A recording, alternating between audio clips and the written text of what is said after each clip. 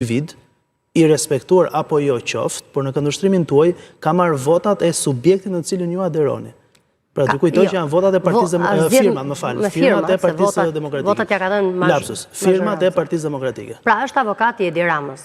Partia Demokratike ka rënë në një kurth të Edi Ramës dhe absolutisht unë kam mbajtur qëndrimin tim publik, që ju e dini, dhe nuk do doja t'i kthehesha, por kur e pash sot të betohej modelin e një të riu, i cili do të japi një model qesharak. Sinqerisht ndjej keqardhje për institucionin e avokatit të popullit nga kush do të drejtohet. Ndjej keqardhje. Ju do vijoni betejën tuaj, Partia Demokratike, një protestë madhështore e thirrur. Para se të shkojmë atje, se kam shumë të rëndësishme, por duke referuar zhvillimeve më humbi sensi i logjikës. Keni patur një takim të rëndësishëm dje, Këshilli Kombëtar i Partisë Demokratike. Çfarë ndodhi me dyrë të mbyllura? Arritët dot ju të bëni propozimet tuaja? Si mendoni ju, si gazetar profesionist? Në një parti ku askush nuk lejohet të dalë mbi leadershipin, do të jetë vështirë, por duke u njohur dhe ju, jam me interes të dëgjoj cila ka qenë e vërteta. Patjetër, unë kam bajt gjithmonë qëndrimet e mia në Këshill Kombëtar, jo vetëm tani. Pra, një njeri i cili arrin të artikuloj parimet në media, imagjinojeni pak se çfarë mund të thotë në një takim me dyrë të mbyllura. Unë jam njeri i lirë, jam njeri i fjalës së lirë dhe patjetër që në forumet e partisë time kam pasur propozime, kam pasur ide dhe ju kam dhënë patjetër dhe propozimet e mia për organizimin e protestës, ku duhet jetë një protestë, jo thjesht për të bërë një protestë dhe për t'ikur në shtëpi, por duhet jetë një protestë ku ne, përfaqësuesit zyrtar të Partisë Demokratike, deputet, antar të Këshillit Kombëtar, antar kryesie, kryetar degësh, pra funksionarët e lartë Partisë Demokratike, së bashku me njerëzit e tyre do duhet që të rrethojnë kryeministrinë deri në ikjet e Edi Ramës. Edi Rama i ka ditët e shkurtra, por ne tashmë duhet ja japim. Spaku na ka lehtësuar Ka bërë një opozitë të mirë për ditët e Spaku na ka thjeshtësuar shumë punën dhe gjej rastin për të përgëzuar për punën e tyre. Tani është radha e opozitës për t'i dhënë një dorë të fundit Edi Ramës dhe për t'i hap rrugën një qeverie tranzitore me intelektual, me akademik, me njerëz të cilët të bëjnë reforma serioze për Shqipërinë dhe ta kthejnë Shqipërinë në shinat e demokracisë. Kur thoni një dorë të fundit, çfarë nënkuptoni? Një protestë konsistente, ndoshta një grev, pra çfarë pritet në ky skenar i protestës së parë një herë dhe në vimësitë e saj? Keni apo jeni ende pa qartë? Në mënyrë të përfunduar flas me Pra, ato janë diskutime që po zhvillohen brenda Partisë Demokratike, pra strategjia që do përdorim për protestën, patjetër do të jetë një protestë pa kthim. Tashmë shqiptarëve ja u kemi borxh, pra jo vetëm demokratëve, por tashmë ja u kemi borxh edhe shqiptarëve që t'ju tregojmë që ne qëndrojmë.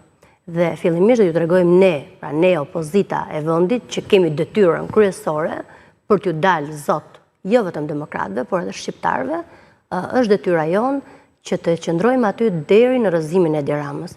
Edi Rama është frikacak, e din, patjetër Rama e ka kuptuar dhe besoj se edhe ju e keni lexuar panikun dhe frikën e tij. Dona Gaçi, Frida Krifca, do jenë emra të cilët ditët në vazhdim do t'jenë kryefjalë nëpër mediat, patjetër do t'jetë edhe shumë shpejt edhe Edi Rama do thirret në dyert e Spakut, ju siguroj, sepse s'ka se si të ndodhi ndryshe. Është maja e piramides, pra po ta shikoni tashmë rrethi është ngushtuar dhe tashmë ka shkuar tek Edi Rama dhe tek Surreli. Kështu që shumë shpejt do të kemi lajme të cilat ju them që do të jenë lajme të mira për Shqipërinë.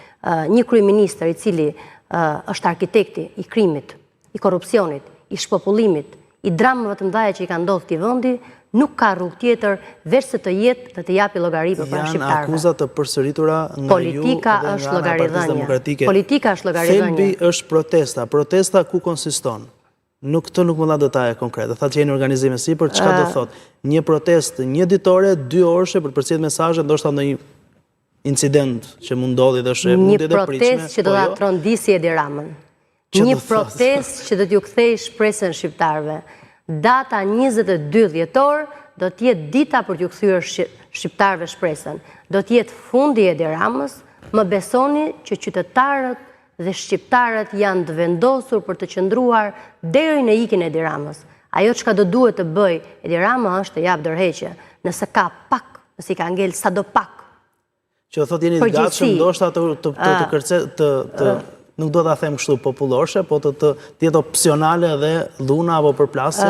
Unë nuk e thash që do jetë dhuna, ne nuk mund të dimë se çfarë do bëjnë qytetarët janë të revoltuar, janë drejtën e tyre, janë të vjedhur, janë të plaçkitur. Me këtë deklaratë le të kuptoni. Pra, qytetarët është në dorën e tyre se çfarë do të bëjnë. Unë personalisht nuk jam promotore e dhunës, s'kam qenë kur promotore, unë jam promotore e dijes, jam promotore e qëndrimit, jam promotore e koherencës, jam promotore e asaj që themi ta mbajmë. Pra, ne duhet të dalim zot Shqipërisë dhe ne duhet të bëjmë avokatin shqiptarëve në këtë moment ku është paratë e shqiptarëve shpërndahen nga telefonja e kryeministres. Po grupi strukturuar kriminal i Akshit të çon në derën e kryeministrisë, ku duhet të themi që zyrtarë të ndryshëm janë larguar dhe pritën të tjerë në oborrin e Edi Ramës, kur them në oborrin në rrethin e ngushtë e Edi Ramës, sepse rrethi është ngushtuar, tashmë është drejt Edi Ramës, dhe Edi Rama nuk ka rrugë tjetër, ose duhet të dërhiqet, ose ndoshta do duhet pezullohet në detyrë. Vetëm për të parë, për dorëheqje nuk ka ndonjë shenjë deri tani. Në kuadër të protestave paralelisht po zhvillohen Por Spaku ka treguar që të pezullon në detyrë. Kështu që ne nuk duhet çuditim. Ishte një rast se hasi kundërshtisht. Nuk do të çuditem.